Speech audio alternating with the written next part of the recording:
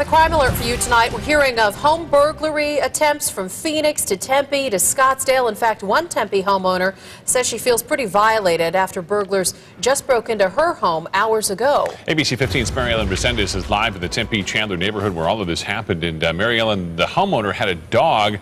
How did the burglars make it past the dog alone?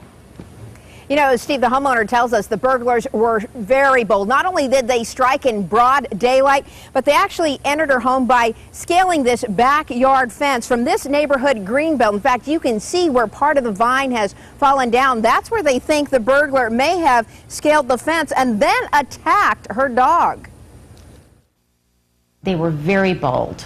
Still feeling frightened and violated, this South Tempe homeowner has asked us to conceal her identity, but she wants others to know what some determined burglar or burglars were willing to do to get into her home. We're going to call her Sue.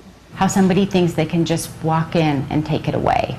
It is truly a violation. Sue's boyfriend was working from home when he decided to take a short break and head out. That's when the burglars made their way in, jumping a back fence. We have an alarm system.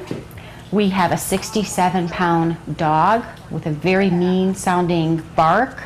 But the alarm wasn't set, and Sue says the burglars quickly made their way past their dog by hitting her in the head with a rock.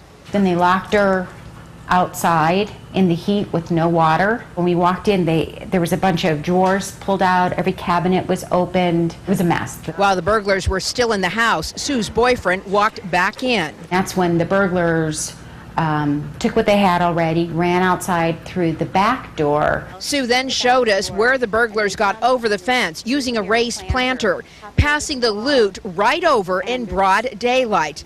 They got away with electronics, jewelry, and even prescription drugs. There's one thing I've learned from all of this is if you're going to be gone for even 5 or 10 minutes, turn your alarm on.